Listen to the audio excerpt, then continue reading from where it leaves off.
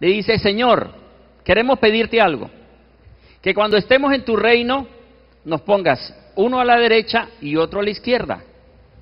Jesús comenzó a decirles: ustedes no saben lo que piden. Pueden ser bautizados con el bautizo que yo fui bautizado, y pueden tomar del mismo vino, y pueden hacer lo mismo, pero eso de recibir esa posición de estar a la derecha o a la izquierda en el reino de los cielos, no me corresponde a mí, sino a quien esté preparado eso. Ajá. ¿Qué vemos en todo esto?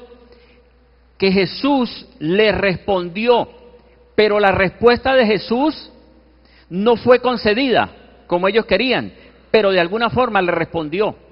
Lo que podemos ver es que todas las personas que se acercan a otra persona a hablar, a preguntarle, le van a responder. La persona le puede decir sí o le puede decir no, pero le responde porque está en esa conversación. Con Jesús conversaban, hablaban, le pedían, pero no oraban, porque lo veían. Ajá. Lucas 18, quinto, versículo 18 al 23, también hay un hombre que comienza a pedir.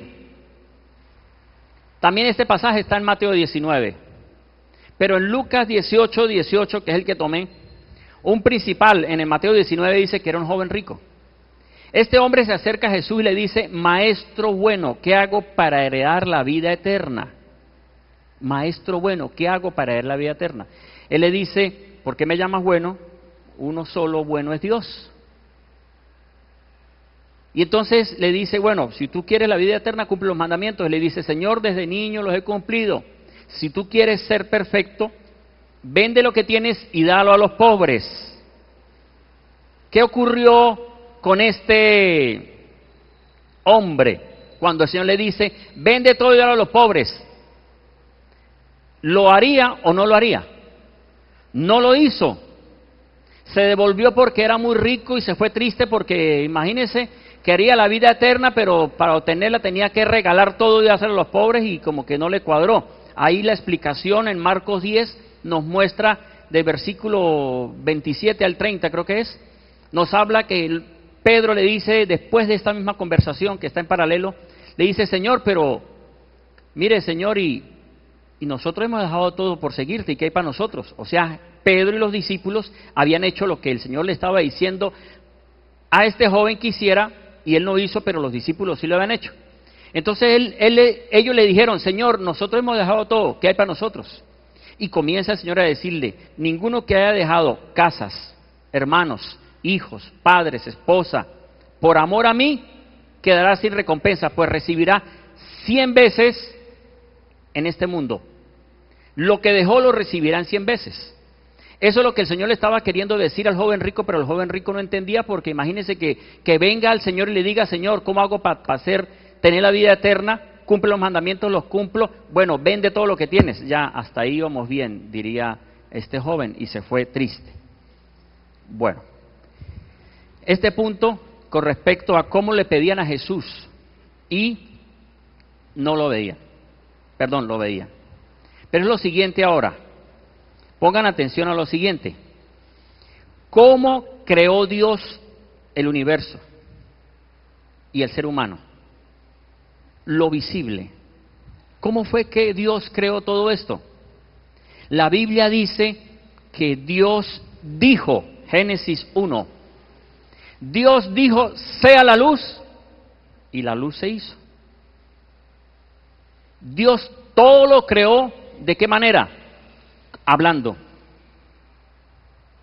La enseñanza es, orar es hablar con Dios. Ajá.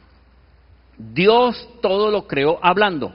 Hebreos 11, versículo 3 nos dice: por fe creemos que el universo fue constituido o hecho por la palabra de Dios.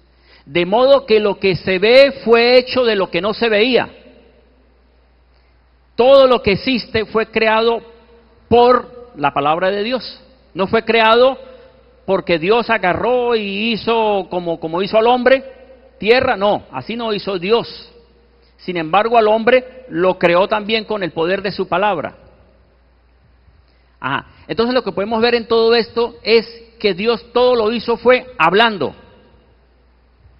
Pero sigue lo siguiente.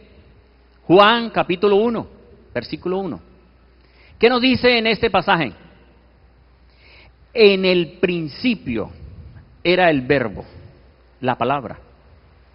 En el principio era el verbo, y el verbo era con Dios, y el verbo estaba ante Dios, y el verbo era Dios. Ajá, ¿qué es eso? Que la palabra es Dios, es la palabra de Dios. Nosotros decimos la palabra de Dios. Dios todo lo creó fue con palabras, hablando. Pero nos dice Isaías capítulo 55, versículo 8. Presten atención a esto que estoy diciendo porque tiene que ver con el hablar con Dios. Ya vamos a cuadrar toda la enseñanza que está como sin editar, ya la vamos a cuadrar. Si usted la va agarrando, va a entender lo hermoso que es hablar con Dios. Isaías 55, versículo 8 dice: así como del cielo baja la lluvia y empapa la tierra y vuelve otra vez por el proceso de evaporación, sigue diciendo el Señor, así será mi palabra que sale de mi boca, no volverá a mí vacía, sino que cumplirá el propósito con el cual fue enviada. ¿Qué? La palabra. Muy bien.